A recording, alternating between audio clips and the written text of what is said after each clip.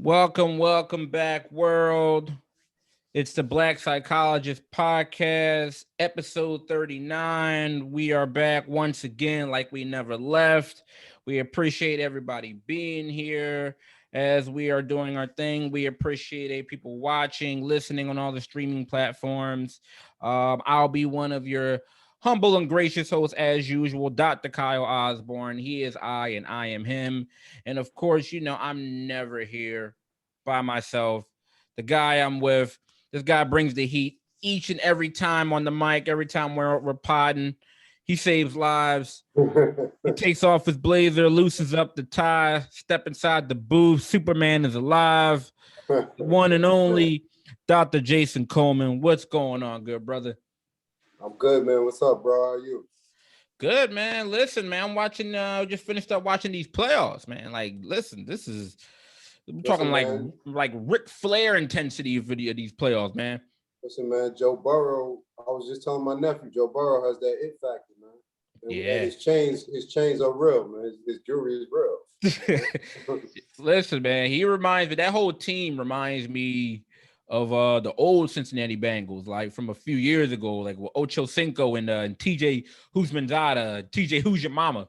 You know what I mean? Because they got some personality now. Yeah, listen, man. Those two receivers, each one of them, like Higgins and Chase, bro.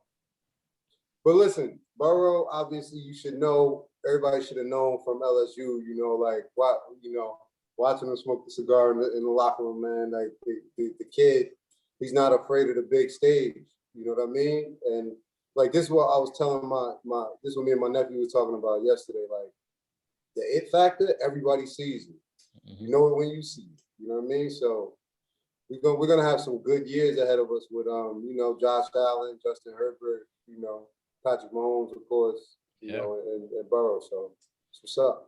Yeah, it's gonna be fun to watch. So we'll see what happens with the Super Bowl a couple weeks from now. So yeah, that's listen, a peek behind the scenes for the viewers and listeners. You know full well that we were supposed to do this yesterday, and we got caught up in the games. Like nah, it's not, it's not gonna happen today.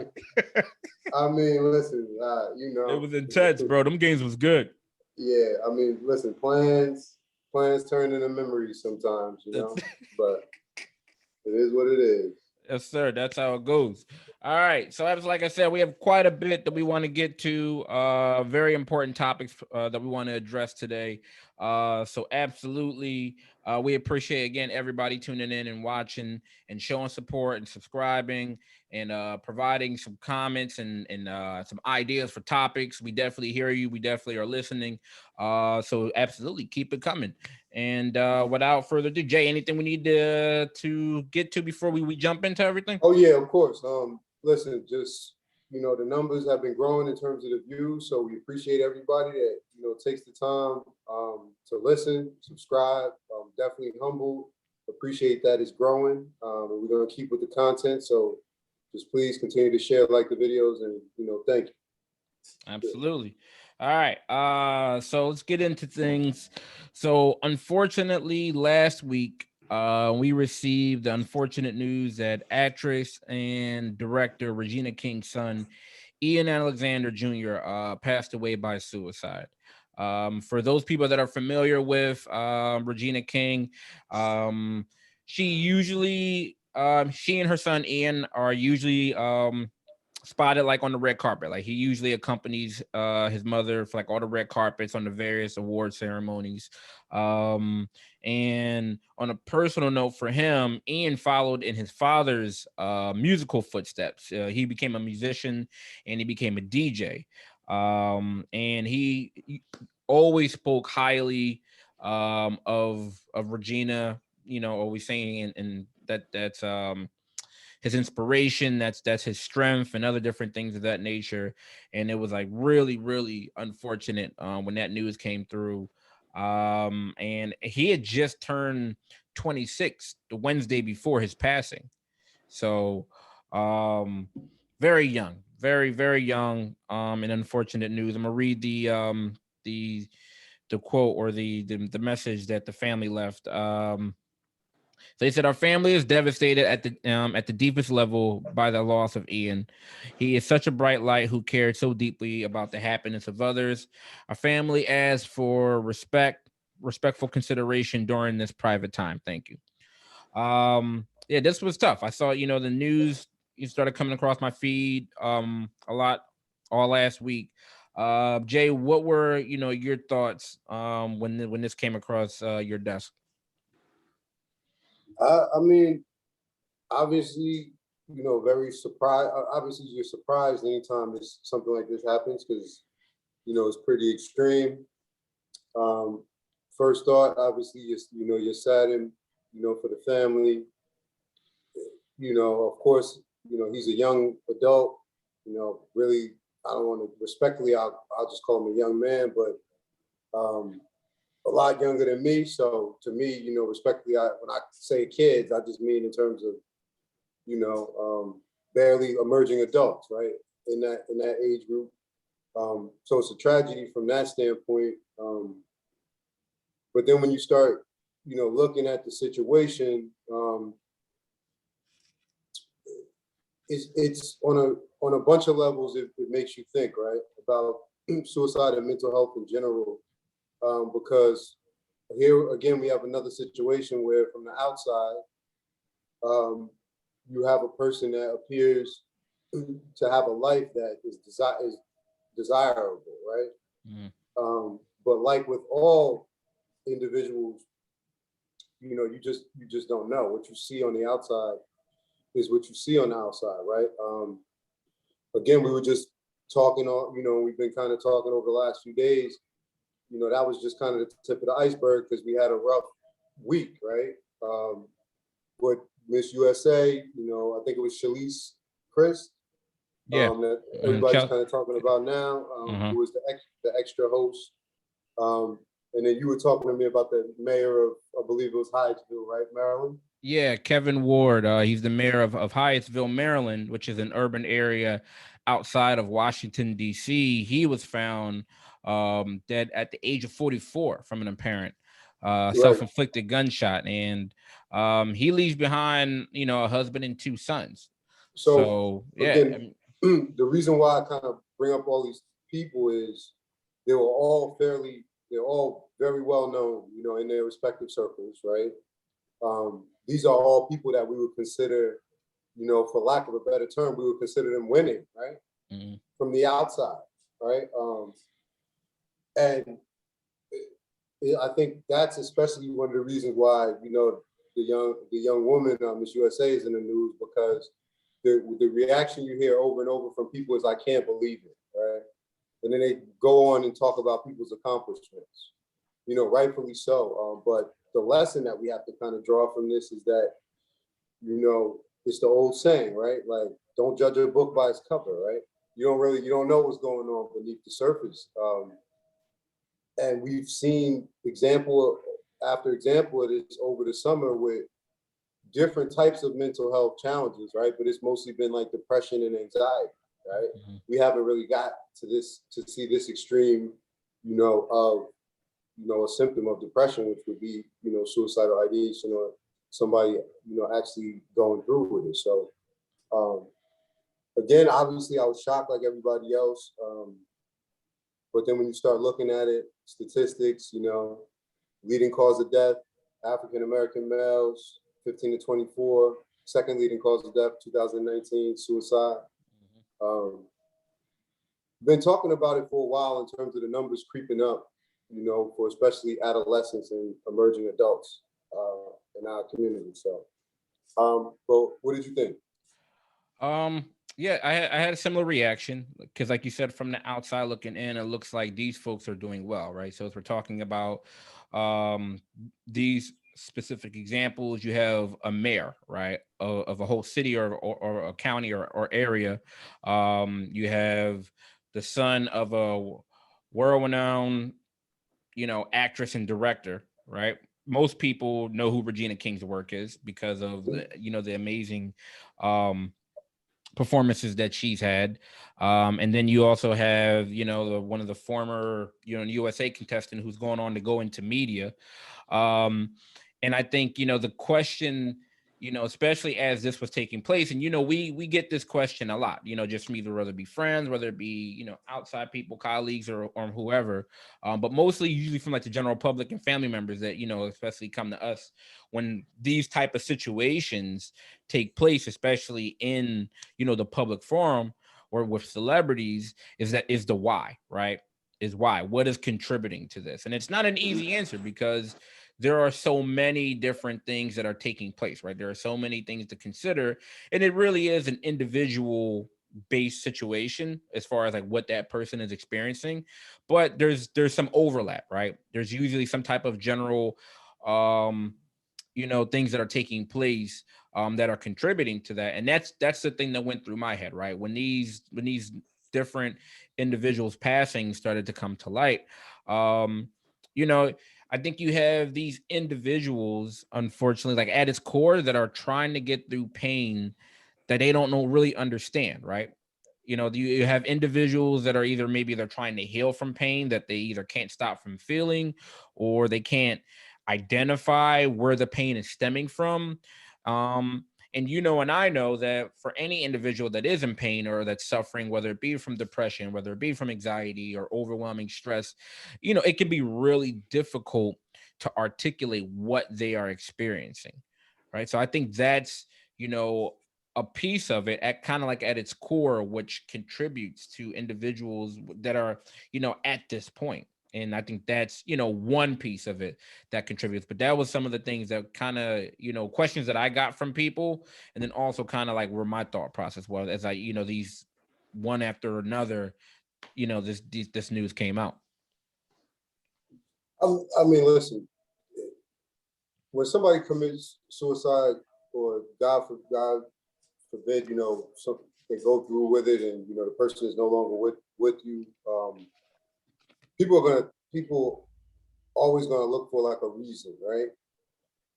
And I mean, not only in this country, I guess it's probably the same way around the world, but it's like, for a lot of, like, we're very reactionary people, right? So we're very good at reacting, right? So somebody shoots up a school, the Senate is very good at throwing money at programs, and people are do a very good job, showing up to meetings afterwards. And I'm not being dismissive, but what I mean is not as much effort is put into the root of the problem all the time, right? So the troubled children are usually suspended, right? And they're dealt with in a punitive way.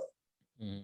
When before they become bullies, we don't want to give them mental health treatment, right? We want to deal with them punitively, and then when we get extreme reactions, we kind of want to look at what happened. But to keep it on this situation, the reason why I bring up that analogy is you got to understand, like, depression is a very, very extreme symptom of, suicidality is a very, very extreme symptom of depression, right? Mm-hmm. So I say that to mean, like, we got to make space for and be more understanding of people every day, like when we think they have small problems, right? Because somebody's depression is going to be them sleeping more. Somebody else's depression is going to be them eating more. Somebody else's depression is going to be them being irritable.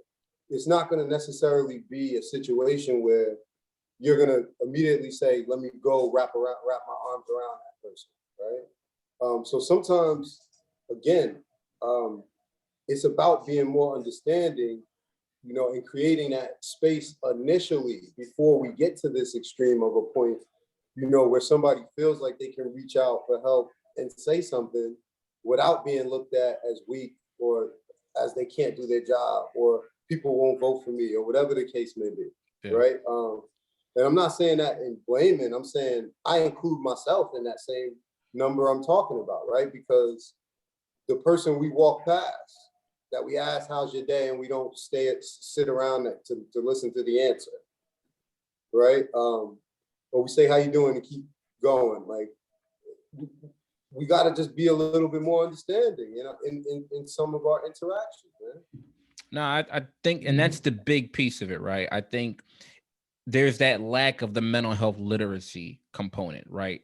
about what it can look like. What, like you said, there are some of those symptoms, whether it be like, say, if we're talking about depression, the person's sleeping more, or you know, atypical behavior from someone, right? So, like you said, we live in a society, especially as it pertains to children or adolescents, when that abnormal or atypical behavior starts to take place. This is due to depression, right? Like you said, consequences, penalties, right? We want to penalize that person. It's punitive, as opposed to asking the why part, right? And that's where I think the lack of the mental health literacy, okay, of all right, why is this person kind of looking like this? Person could be in pain. We don't know what that person is experiencing at home or within themselves, right? We don't know what that pain means. We just know that it looks different, but it's definitely usually different behavior than what that person is typically, used to displaying.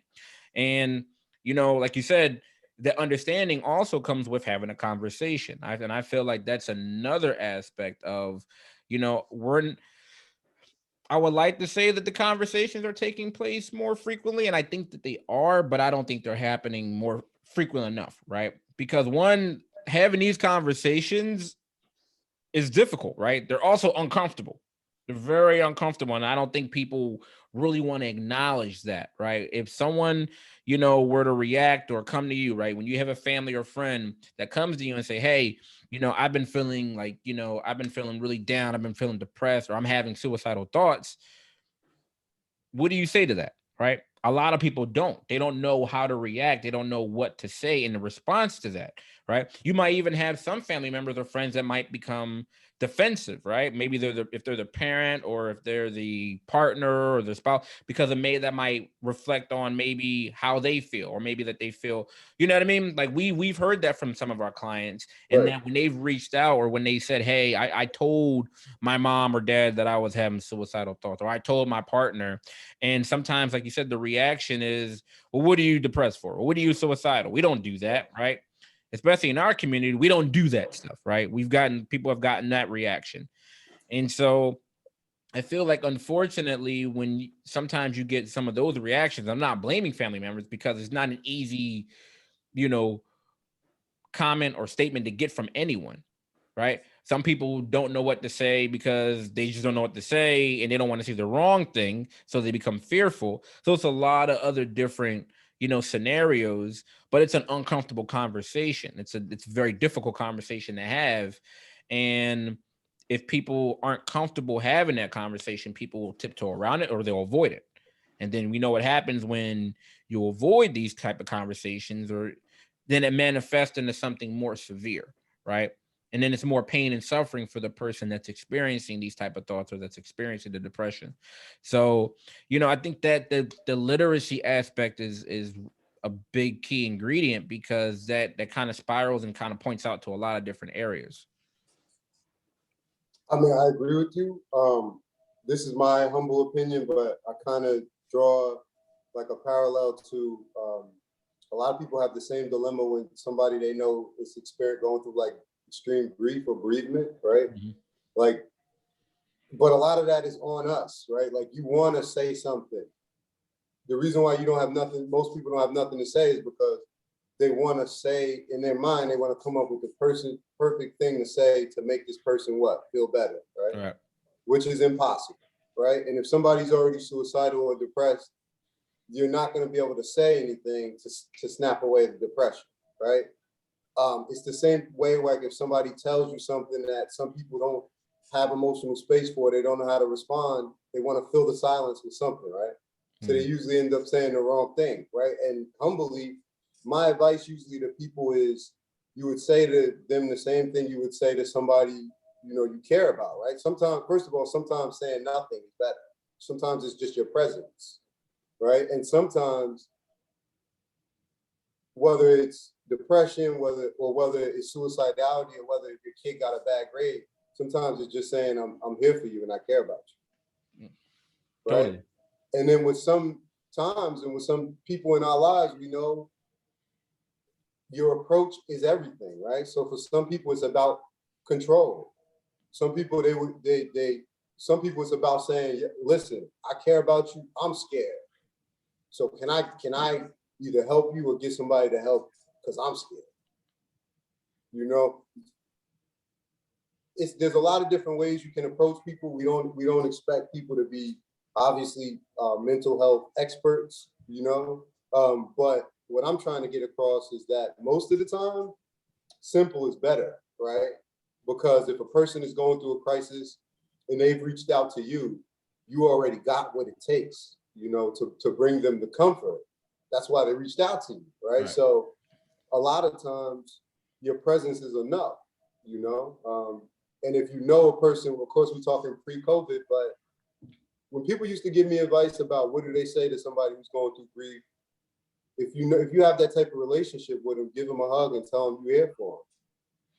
Basic, right? And that I think, like you said, some people are overthinking the situation, right? Like you said, they want to say the right thing, they want to get it right, they want to be, and sometimes, like you just mentioned, it's just the simplest thing, either not saying anything, or just being there, or even just saying, hey, how can I support you in this moment?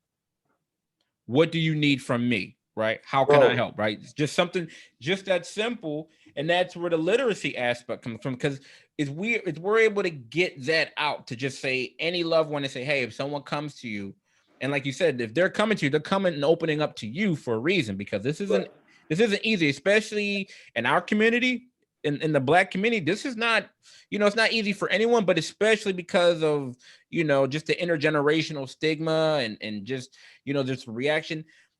It's hard enough for someone to come out, right? But if they're coming out to you, like you just mentioned, Jay, like there's a reason why they're coming out to you, right? They're not coming out to everybody.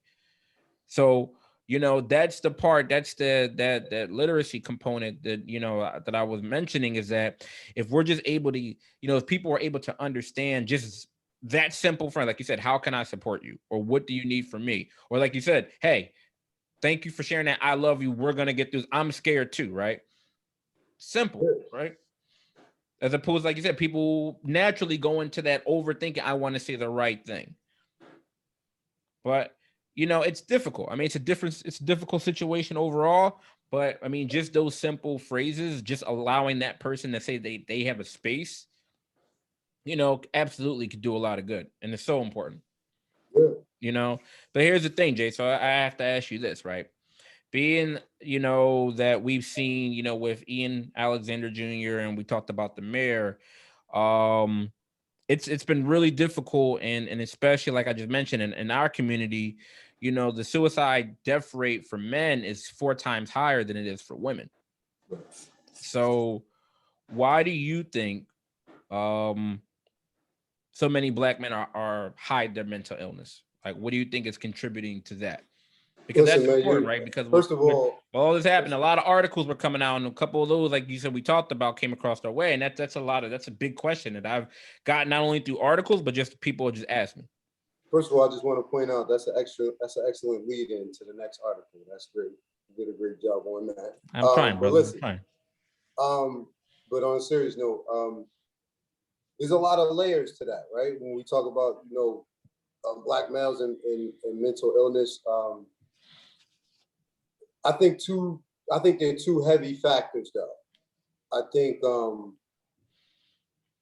we have certain practices and beliefs in culture that kind of in group in culture that kind of contribute to it. Mm-hmm. And then I think there's certain gender-based beliefs that kind of contribute to it, right?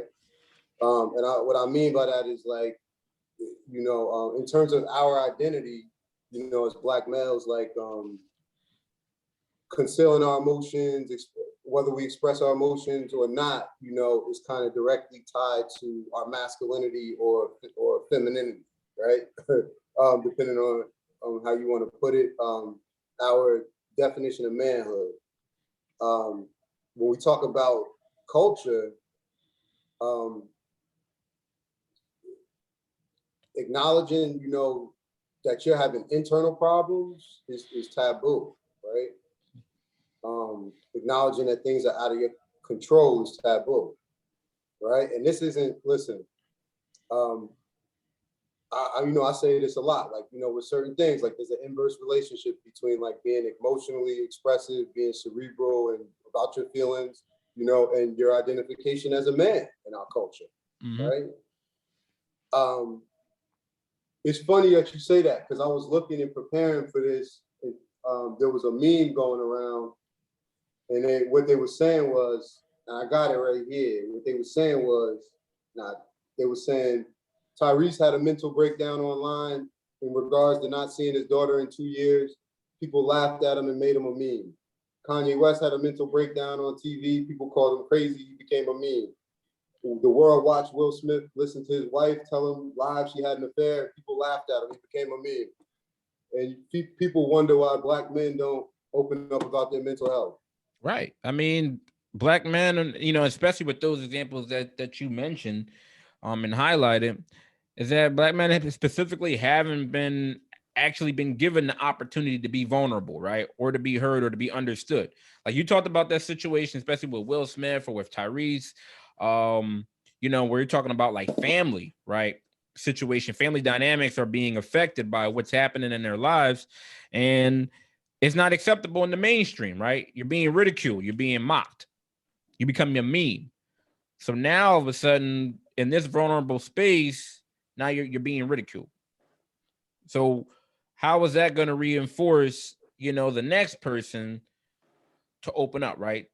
To be vulnerable with emotions that they're obviously experiencing real time and in that moment. I And that's, mean, you know, that's crazy. I'm happy you brought those up.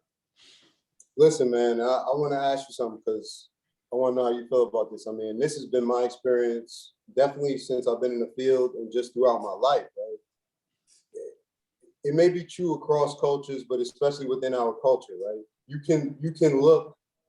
This doesn't start when we're kids. I mean, when we're adolescents. This starts when we're babies. Yeah. It starts when we're infants, right? Um, and I'm just talking culture because all I know is black people because I'm a black man, right? I mean, but I see this in the waiting room with people of other races too. You can have two kids, they could be the same age, they could be 2 years old, okay? The boy and the girl can both fall, okay? And what do you think daddy is going to do? He's going to get up and go run, and they both start crying. He's going to get up and go scoop up the girl, and what do you think he's going to say to her? You know, he's going to tell her, you know, they're there. It's all right. It's going to be compassion. He's going to be like, it's all right, baby. It's all right. And he's going to hold her. And then if I go try to help up his son, in most cases, they're going to be like, let him get up. He's a man. Let him be a man. That's right. Right? So, but he's two. Right? So it starts there, respectfully. You know what I mean? Because that situation plays itself out in different ways in our families, in our churches, in our recreational clubs. It plays out everywhere like that. Well, I don't want to paint everybody with a broad brush, but what I'm saying is this is how you get boys who grow into men who have challenges with emotional expression, right? no, absolutely. I mean, that's it's one of those unfortunate gender role expectations, but I feel like in certain cultures, especially as like then we can only really talk about ours because that's what I've experienced firsthand. You know, we're learned to perform as men, right? We're and with that learning that we've been, you know, that's been passed down to us, it's like the norm is to suppress your emotions, right? Right. Get up, you know, don't cry, all these other different things, right? It's like there's not, unfortunately, and it is, it's a catch 22 to the situation in that, you know, unfortunately, society doesn't treat men with the same compassion that they treat women with, right? They treat it in very different real life situations. Like you just brought up the situation with Will and Jada, right? He's at the table. His wife is telling him like of her indiscretions or her infidelity or whatever the situation is. So he's got to sit there and take that, right? And I will pay, oh man, he was there, he was crying, he was this, and that, and the third. But if that would have been the other way around, all the compassion in the world, right? All the compassion in the world would have been thrown Jada. They would have been dogging Will out, all other different things, right? So there's a different type of compassion that gets through, and even like, and that makes me think of, you know, not even just at the younger age, but what about as we get older, right? Like how many people are checking up usually, and again, I'm just generalizing, but like during a breakup, right? Whether the person's a teenager, whether they're a young adult, how many people are checking up on the guy when they break up, right? It's a long situation with a relationship, right? And they break up. So two people, a relationship breaks up. Two people are hurt, right? But you see a lot of people kind of tend to the girl or to the female in the situation, lift her up, X, Y, and Z, or they, that same energy or usually isn't towards the guy. Same Well, situation, the you know what I mean? expectation is different, right? The expectation is for the male to for us to not see his emotion, right? For him to be stoic, right? Because if he expresses his emotion, we're gonna call him weak, right? Example, Tyrese, right? If Tyrese was of a different gender and he was, on social media complaining about not seeing his child, the last thing anybody would call him was weak, right? Right. The last thing anybody would call any mother that's on, line that is complaining about being separated from their child is weak, right? So gender definitely plays a role because, again, we can't socialize boys as adolescents, right? To express two emotions: aggression, right? Anger, another form of that, and happiness when they're in the presence of their mother, Mm-hmm. right? Or their grandmother or their friends, some of their friends. But they're not allowed to express any embarrassment. They can't show any fear. It's just not accepted for adolescent boys, right? And those adolescent boys grow up to be men, okay, who are going to internalize their feelings, and they're going to respond to certain situations in a certain way, right? And you can't necessarily undo all of that when somebody is 30 years old. Yeah, I mean they're going to be internalizing their emotions and their thoughts just in a variety of life situations, right? Whether they're going to be doing that in the workforce, they're going to be doing that in relationships, they're going to be doing that in, you know what I mean, when they're trying to bring up a business, right? All these other different avenues of parenting, right? All these other different avenues because they've been taught to suppress their emotions, to, like you mentioned, like you said, in Tyree's situation, or even similar things, like there's a penalty for men being open and honest, right? And that's what he was. He was being open and honest about what he's been experiencing, and he's penalized for that. And I've had clients say, they've personally seen like other people or other men try to open up and about their situations, and they've seen people get ridiculed. They've seen people get shut down for that, and they said, oh, you know what, I'm not going to speak up. I mean, which is a valid, concern that they have if they've seen others trying to reach out and it's not well received. So, it's like, why should they? You get judged about it, and it's tough because it also starts, like you mentioned, it being young, because more thoughts are coming to my head, so I'm kind of all over the place. But you mentioned also situations where boys are the men of the house, right? If you're coming from a single mother household, right? What's one thing that the mom is charging that son with? You're the man of the house, right? You're being parentified to a certain extent at an early age where it's like, no, you got to suck it up. Like you said, don't get up, don't cry. You gotta help, you know what I mean? Watch out for your younger siblings, right? You got to watch out this. You're the man of the house, so I need you to do this. I need you to do that. And that's not for every situation, but that's a lot of pressure, right? That's a lot you're putting on however the young man might be, however, whether he's 9, whether he's 16, 14, whatever the situation may be. But you're charging these individuals with a lot, and at the same time you're not giving them a space that when things get hard in school, when it gets hard in their job, when it gets hard with a situation where these kids play sports, right? What happens when that kid gets injured, right? What happens when whatever career or whatever he was, you know whatever the goals were, don't work out? Now he's in a place. How is he supposed to regulate that emotion? How is he supposed to regulate that frustration if he's been in an environment where he's been taught to suppress that the whole time? And this is where the different situations start to manifest, right? Because now he's going to take all these feelings and these thoughts that he's struggling with, and it's going to start to implode, right? And then after the implosion comes the explosion. So this is where, this pattern comes through, and I think this is what kind of contributes. But we're not giving, society, we're not giving them that space for them to be vulnerable, right? We're not giving them an opportunity for them to be able to talk about what's going on, what's experiencing without, unfortunately, like you said, especially with social media. And that tends to be a channel that a lot of people reach out for, right? For Well, some, they reach out on Facebook, to reach out on the gram about what they're going through. And then all these negative comments and backlash come through. well, I mean, I actually feel like social media is kind of helping it a little bit, helping a little bit. And the reason why I say that is because um, obviously it's probably the most common way to reach people now, the easiest way to reach people and expand your reach. And I just think there's a lot of men in particular, black men in particular, that are in positions of power that are kind of using social media um, to make themselves more vulnerable in a way, right? Reducing stigma. I guess what I mean by that is just like over the last couple of years, first of all, like social media, the nature of it is very invasive, right? So it creates a certain vulnerability in everybody because nobody in social media is popular unless people can see in your house, they can see what you're eating, they want to see you driving. People want to know about every aspect of your life, right? Right. And part of that, what comes with that usually is telling real stories, you know? And if we just look at over the past year, remember I think we were talking about Lil Wayne and Kevin Gates and Right. Brandon Marshall, Keith Stanfield, even LeBron James using his platform.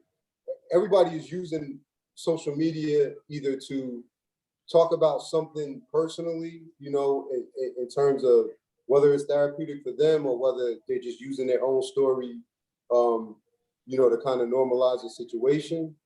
Um, I think all of that is helping, right? I think that part is a good thing, because we do, have a lot of, well, I don't want to say a lot, but we do have some people, who are kind of trying to use the platforms, um, to bridge that gap a little bit. But again, I talk to people, like I say this to people, and we got to have patience, right? Because it takes, I don't want to say at least the same amount of time, but it takes you a pretty long amount of time to undo damage that has been done for years and years and years, right? So it's going to take a while, but I do think, there's some people who are trying to use the platforms, to kind of, do some good with that. And that's what I'm happy to see. Is like you said, when the Lil Waynes and the and LeBron James and these other notable figures are coming out and say, "Hey, this is what I struggled with." That's where I want, like, I'm hoping more conversations are going to start to take place. Like, I feel like it's getting better, but just the normalization of those conversations. So when someone does reach out, whether it be over social media or, when they're reaching out within their own household, that's where I'm hoping that, okay, the family member or the friend that remembers Lil Wayne talked about mental health, that remembers LeBron talked about mental health, that remembers Chance the Rapper talked about mental health, will be more open when that 12-year-old or their 13-year-old son comes to them and says, "Hey, I've been having thoughts about ending my life, or I've been having like these real dark thoughts," right? So they're more receptive to it, because that's where it comes in, man. When people are struggling and people are having that help, you know, they keep it to themselves, right? Because that was the question of why are people and why are they hiding it? And people are going to hide it if they don't feel like it's going to be receptive. If they don't feel like they're going to get help, then they're going to keep it to themselves. They feel like they're going to be ridiculed, they're going to keep it to themselves, right? Because all that does is compound on top of the pain. So if someone's already hurting and then I come to you and I'm getting a bad reception, then I'm going to keep it to myself, and now the guilt, all these other different things start to pile on. So I'm hoping with these folks coming out and talking about the mental health, I'm hoping that these conversations become more normalized, and people, will be more open to the help. They'll know what to say, like you said, like we just talked about earlier in this conversation, of just being there for the person. I Yes. think that's the most important thing, and that's something that you and I can heavily emphasize and encourage for anybody listening, or for anybody that goes off and spreads the word or this message, is that you just being there is the most important part, right? Like when you have these hotlines, when people call these hotlines when they're in distress, the main thing is that they have somebody there listening to them. That's the biggest part, right? The training of what to say and some of the other different de-escalation techniques and distressing. Yeah, training comes into play with that, of course, right? However, the first part of it is whether someone's calling a hotline or whether they're reaching out to someone like you or me, they're reaching out to the parent, they're reaching out to a friend, is that the person is there to listen, right? And Well, just be listen, there. the bottom line is, at least from my standpoint, is like, um, again, that was the title of the article, right? Like, why do black men hide mental illness? I mean, stigma, of course, we know the easy answer, right? But it's part of the reason why we get on here and we talk about mental health every week, right? Because when you normalize something, it's easier for somebody to reach out and come out of the dark, right? Come into the light, for lack of a better term, and get some assistance, right? When you think you're the only person and you think that you're crazy, then you're going to deal with a situation in your house, right? So you don't need mental health training. You don't need to know the right thing to say to normalize something for somebody, right? And that's why I gave the advice that I gave. Not that the phrases are the buzz phrases that's going to make suicidality or depressive symptoms go away, but all they're telling somebody is that what you're going through is okay, like it's normal, and I'm here for it to help. Mm-hmm. And again, normalizing things, that is the most important part, right? Because you can't help somebody who's home. Yeah, and the last part I'll end off is, myself and others, I definitely want to encourage them to, like you mentioned, right? You mentioned something really a really important nugget is that we've gotten used to, like, when we ask people, how are they doing? They say okay, right? They say fine, right? It's just like a stock answer that everybody's used to giving. But really getting in the habit, especially with the men in your family, of like really, dig a little deeper, right? Like, hey, how are you really doing? I know you got this going on. I know you started your business. I know you got into a car accident. I know, start to think about what are some other different things about the men in your family, right? Whether they be your brother, whether they be your father, whether they be your friend, your cousin, start to think about, other different things that they have going on in their life. When you ask them how they're doing, dig a little deeper. Ask like, hey, how are you really doing? Like, I know this is stressful, So I think that gets us in the process or puts us in a direction of kind of like the same compassion that we would treat, our women, and deservedly so, because our women absolutely experience a lot. The same compassion that we treat with them, we got to start treating with our men, right? So that goes for everybody. So that's definitely something I want us to encourage. So we got to start leveling out that playing field, man, because like you said, we're not given the same space, for the guys that we give for the women. So definitely just everybody just kind of getting the practice of doing that. I mean, I can't add anything to that. People just got to remember that boys grow up to be men, right? So how you treat them as boys, or how you socialize them as boys, that's how they're gonna behave and respond as men. Absolutely. All right. Jay, let me ask you a question. You play video games? You a video game guy? Yeah, when I got time. All right. So are you familiar with Grand Theft Auto? I am. All right. So Grand Theft Auto is intense, man. I'm not gonna sit here and say that I don't play or I haven't played it, because it's a pretty entertaining game, right? So most people that have played Grand Theft Auto know what it's like working for a Mexican cartel, but it's done in a fictional sense, right? It's done in a fictional fashion. You play the game, you're doing all these different, jobs for the cartel, what's in the game, segments, and that's it, right? You turn the game off, everything's cool. Well, recently, in equally and also disturbing news, it's been reported that the real life drug cartels and drug mafias have been playing in chat rooms, right? And in other online games outside of GTA also, but mainly GTA was the one that was been highlighted, are recruiting players in chat rooms to smuggle drugs and engage in human trafficking. All right. So one of the Border Patrol spokesmen says that anybody that's 16 and over that already has a driver's license is a target to get recruited for doing smuggling. All right. So I'm gonna share the story, right? That came out. All right. So in last November, last year, a a Jeep Cherokee was found with nearly 60 kilograms of methamphetamines. Okay. So when they asked the driver, her name was Alyssa Navarro, what her story was, she said that in January of earlier that year, or earlier last year, she had been playing Grand Theft Auto online when she met a man who called himself George. Okay. She said after getting to know each other within the game, he said they eventually started talking on Snapchat and later met in person in Phoenix. She said that George asked her over Snapchat whether she would like to work as a runner, shipping electronics so they can be sold in Mexico. And he told her that she could be paid as much as $2,000 a trip, depending on how big the load was. All right. He said he promised her loads of money and he offered her the truck to use, and they only had to stop off at certain gas station points. All right.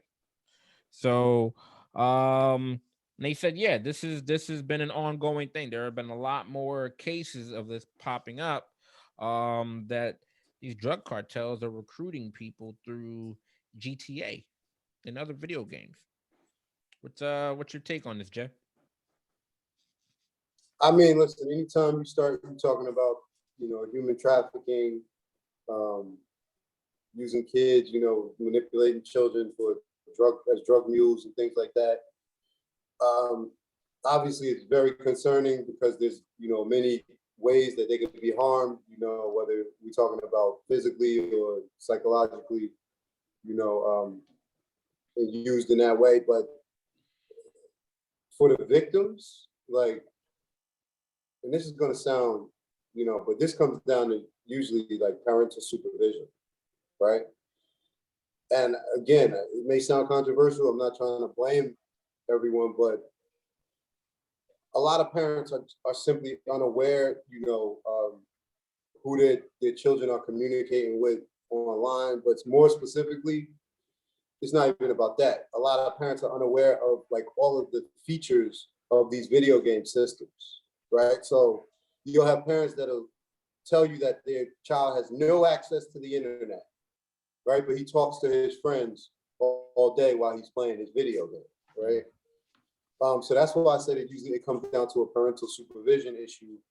And again, why is it concerning? Because it may, sound like, like the old guy get off my lawn, it's just a video game. But again, when we talk about like psychological abuse, sexual abuse, which, human trafficking, those things, it's the anonymity, right, of being able to reach out and contact victims, right, and know that there's a good chance that they might be in this age range or minors or underage, right? It's the new whatever those chat rooms were back in the day. You know what I mean? And because you have that type of, you can hide your identity, and I could be in another state, I could be in another country, I could just be in the next room. Unfortunately, kids and adolescents are vulnerable, and then when we start talking about the children that we deal with sometimes that have backgrounds, where they're not as supportive and they have trauma, and all these issues, they're even more vulnerable, right? Why? Because you can entice them with things, some of them, right? You can entice them with false relationships. You can entice them with false promises of love, right? And making their dreams come true and all these other things, because, they all have that, well, let me not say they all, but they're vulnerable, right? And some kids who have none of those factors going on, right? Yeah. But again, parental supervision, right? Yeah. I mean, and one of the things that I thought of, and I saw this article when it came across. One, someone recommended it to us through our IG page, and I saw it. And some people were saying, "Oh, well, it's the video game itself, right? It's that poisons the brain," because that's been the age-old question, right? In the debate of Right. the violent video games that have the impact and it contributes to the kids doing this type of aggressive behavior. And recently, there while reading this article, we found a study that was done by molecular psychiatry, and they just concluded a longitude 10-year study that displayed and showcased that you know GTA and other violent video games don't impact or don't lead to aggression shown in adolescents or young adults, and I think the age group was like 18 to 25 or so. So you can't blame that, right? So, when I first saw that, I'm like, all right, well, I would like to say it's a new low for cartels, but then that when you're talking about cartels and drug mafias, I don't know if there's not really such a thing as a low. You know what I mean?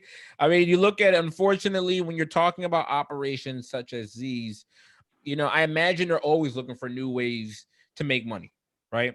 They're always looking for a way to move product, and they're going to exploit anyone, right? Especially, like you mentioned, younger people. And in this situation, these young people are expendable, right?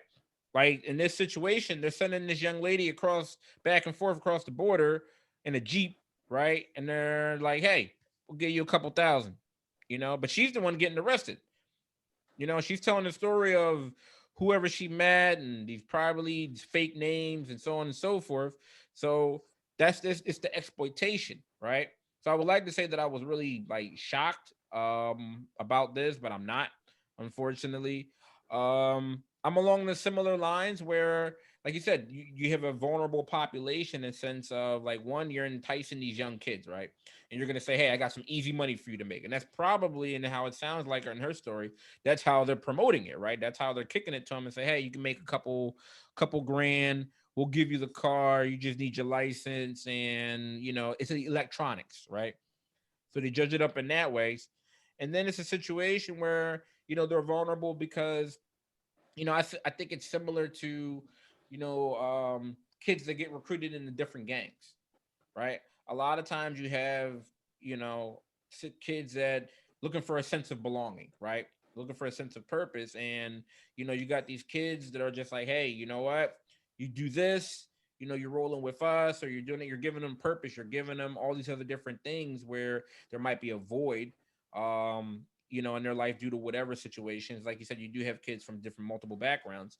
But, you combine a situation with easy money, you're giving kids like some type of belonging or something they can be a part of, and this is what possible situations that can happen. And you're totally right. I mean, not putting it solely on the parents, but you definitely should be more in tune, at least more aware of the devices that your kids are playing right now. I mean, I'm not going to sit here and say that my mom knew everything about Super Nintendo and Sega Genesis and the first couple PlayStations that came out, but you know think she kind of knew, she had an idea about, Listen, man, but you got to be it up may on it. it may sound harsh, but it's just like, listen, if your kid is out in the middle of the night in the street, he might have went out the window, right? So I'm not saying it's your fault, but it's a supervision issue, right? If your kid is using a tablet to go on adult websites or access pornography or talk to drug mules,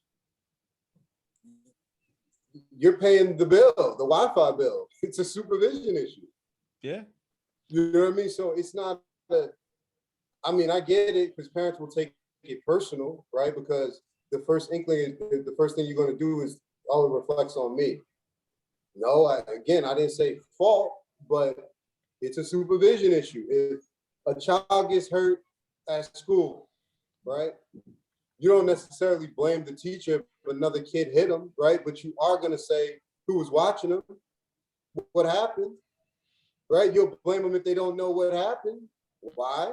Because it's a supervision issue and they're in charge. So the same logic applies. When your kids are in your care, if they're watching something they're not supposed to be watching, yeah, it's the kid's fault, but it's a supervision issue. So it's like that's why I never really bought, like, again, this article, again, I'm not surprised by the results, right? No link with video games and aggression, because I've never really bought the argument that, kids are going to play GTA and then go run over 300 people and, bring a gun to school, right? Because you have kids kids who are watching that and they know it's entertainment. I always thought it came down to kind of, number one, it's gonna come down to like how these things are processed and interpreted by the child, right? The environment in the home, parental interactions, the child's background, all of those things, right?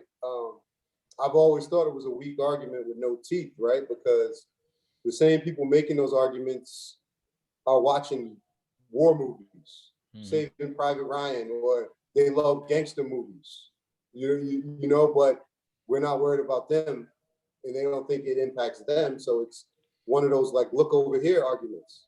It's like saying rap music is responsible for all the crime. It just doesn't match up. You know what I mean? So I've never really bought that argument. And again, when we look at this study in particular, I had a few issues with the study. I'm not even gonna lie, not even issues, but that's why it's important for all of us to look at the studies, right? Because if we look at this sample, this was an adult sample, 18 to 45. Right. These are grown-ups. Would you expect? I mean, these are grown-ups, right? Now, I think this kind of study would be more useful, kind of with more skewed towards more of a younger base, right? Because the people within this sample vary from 18 to 45. That means that there are people in the sample that could have started in the sample when they were 35. At 35 years old, we don't expect a video game to impact you. So we're dealing with a sample, again, we don't, even if they were just saying, okay, we're going to use a sample that's just 18 to 26 emerging adulthood, I would be a little bit more, I'll be like, all right, that's data that we can get a little bit more from. But just because the sample had that wide of a range, it's like, you don't know if somebody was in there from 8 to 18 or whether they were in there from 27 to 37. But all the data's in there together. You know what I mean? So, again, it's, how it is, it's science and it's studies, but that's why, we gotta kind of, look beneath the surface, and, me and you are kind of here to do that with certain things. When I was thinking, as far as like supervision, like for me, I was looking at it. All right, well, if you're not able to do the supervision on the front end, like you said, if they're talking on the chat room, Snapchat, whatever the situation is, at least there should be some red flags. Just speaking as a parent, right? I can speak for myself, right? I'm thinking like, all right, what are some of those red flags you should be looking for, right? When you like say your kid unfortunately does start to participate in this type of behavior, or in this smuggling or whatever, to some extent or what have you, right? There should be some red flags that you should be seeing, right? Like one, if you see your kid with a phone that you didn't buy, right? Right. If you see a totally different, right? If you see a phone that you didn't buy, right? Or it should be a situation like if you're seeing all of a sudden your kid is buying stuff, right? Or you're seeing like, yo, they're buying either new electronics, right? Because you're getting $2,000 per trip, right? They're doing something with that money. You would like to think that a lot of kids are responsible and stuff, but most kids are not, right? You remember being 16, 17, you know full well, right? Like, I mean, for me, I'm going out and buying Jordans, I'm buying all kinds of stuff, right? Now, as a parent, you should be sitting there like, yo, hold up, where are you getting this stuff from? Right? Like, Yeah. we're the jewelry, right? You're something, right? You're buying, you're not just sitting there stacking that money. Even if you're stacking the money for a car, you're like, yo, where did you get that money from? So that's the supervision and the awareness aspect that I was thinking. Like, if your kid is engaging in this activity, there are signs, right? There's gonna be some flags or something that's popping up that something doesn't smell right. Yeah. So, and that's definitely absolutely where the parent needs to step in and be like, all right, what's going on, X, Y, and Z, so on and so forth, right? If they got like three of the new PlayStations, there's an issue, right? That's what Well, I'm saying. There are different red flags for parents, and I think caretakers, for people to be on the lookout in case your kid starts to kind of engage in not only this but just other types of related behavior. That's what I'm saying. as far as the I supervision. mean, it also comes down to philosophy, bro, because I'm not the type of person that believes that children should have complete privacy. It's just not, I just don't believe that, bro. Like I said, being a parent is a big responsibility. Like you're responsible, you know? And remember, I said complete privacy. You understand? So I'm not talking about bathroom. I'm not talking about any of those things. But listen, children, especially in the age of social media, right? If I hand over an electronic device to a child, it's mine. It's mine, right? Right. The parents I know that have as much as you know, um, that are trying that are instilling in terms of that structure. There's no such thing as their kid having a phone and sending text messages that they haven't seen or they can't access at a moment's notice. Absolutely. As long as they're paying the bill, right? And Detailed their bill. differences. You know, their parents that are walking the room and you can be on the headset, but it's like, well, who are you talking to, right? And if you don't respond appropriately and quickly, then what you think that parent is doing? You know what I mean? So I'm not saying be everywhere at every time, but you know, children are not adults. So a kid should not be sitting in his room like a college student with the internet and phones and tablets and just access because they're not responsible enough, you know? So Here's that's just another thing. how I feel about it. It's a personal thing. Here's another thing. How don't you know if your kid's going back and forth to Mexico or not? Right. Like I don't know. I mean, I mean, I don't know. Like if this is a person that was in the article lives on the border or not. But like Mexico is not exactly around the corner. You know what I mean? Right. It's not like you're gone for like hours or maybe days at a time. There's no sleepover that you're telling me you're going to like, oh, I'm going to Samantha's house, right? For a little bit, and I don't see you for a couple of days. All like, no, that's not that. You know what I mean? So that's the supervision part that I'm talking about. Like you're talking about smuggling, like you're disappearing for Listen, days. You know what I mean? You're getting pulled over to Arizona. Like, listen, you can't control that. That's why I said, and I wanted to be clear. That's why I said, if your kid goes out the window and he's in the middle of he's out in the middle of the night, it's not your fault because you can't just be up. You know what I mean? But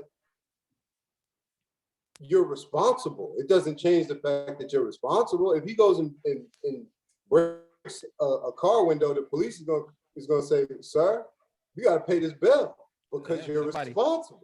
Yeah, listen. You know, but Yeah, no.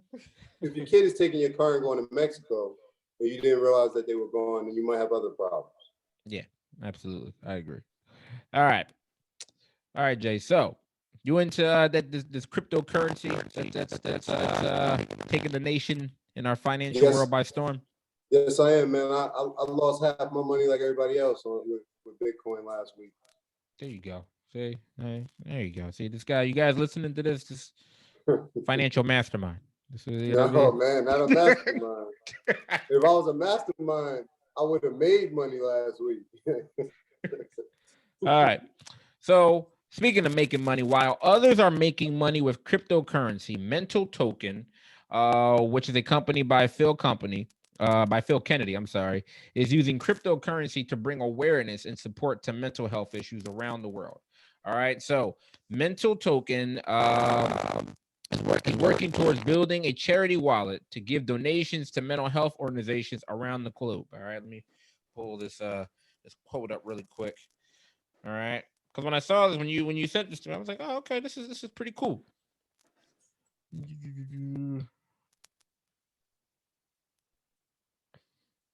Apologize for my being Yeah, disorganized. man. Just I thought this was just interesting. Just Mental Token. Of course, obviously, we're not promoting this in any way.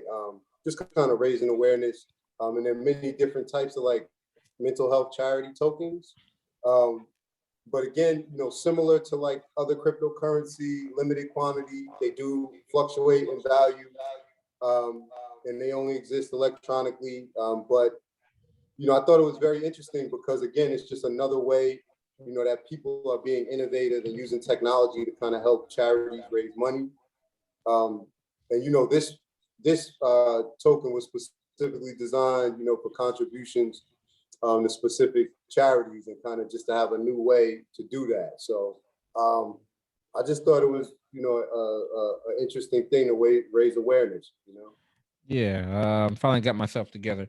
Yeah, he says, we are fighting and pushing to bring awareness to our project and to people who are struggling with their mental health every day. Mental health issues are often overlooked, and now, amid the pandemic, is the best time to continue spreading this message and assist in getting people the help they need.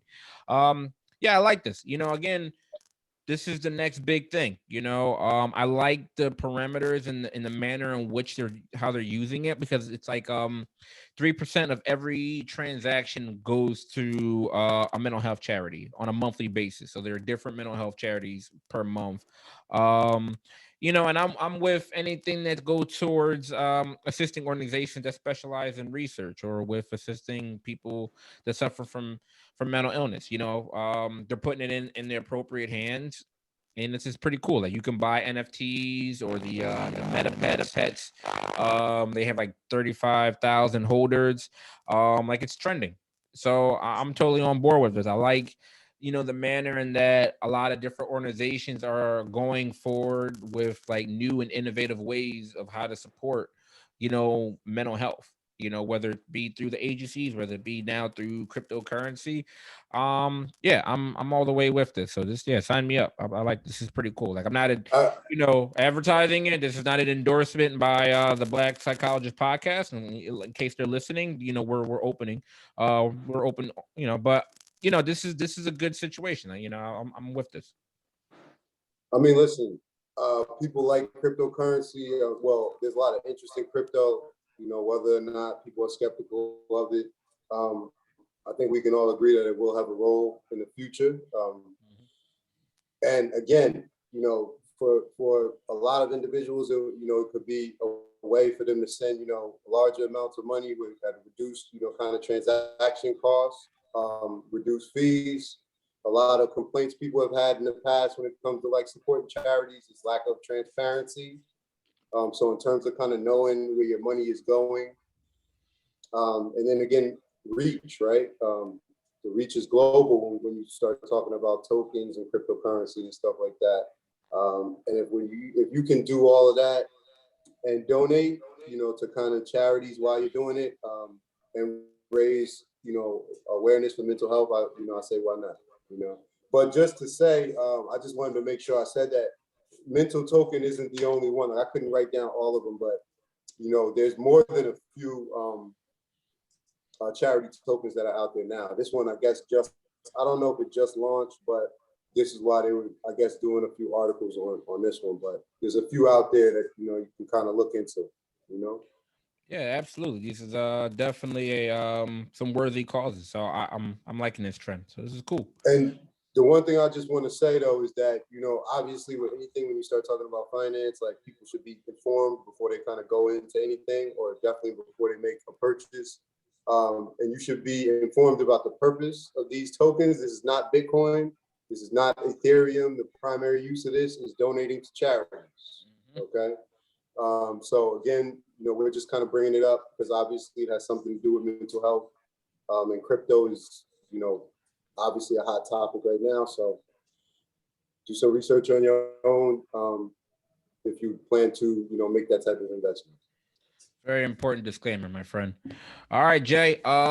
Anything before we get out of here for the week? Listen, man. Obviously, we just we happy to be back doing this with you, but Dr. Kyle, he's his vacation. So, he took a little bit of a world tour, but we forgive him. Anybody on his Instagram page knows he was riding ATV, so he didn't really care about us. But on a Like at serious 12 note, o'clock all day. on a serious note, just want to thank anybody who took the time to listen. I'm extremely humbled and just thankful. So please share the videos, take the time to subscribe. We really appreciate it, and make sure you prioritize your mental health. Till next time. Absolutely. I echo everything that Dr. J just mentioned. Love and support has been beyond humbling. We're beyond grateful for that.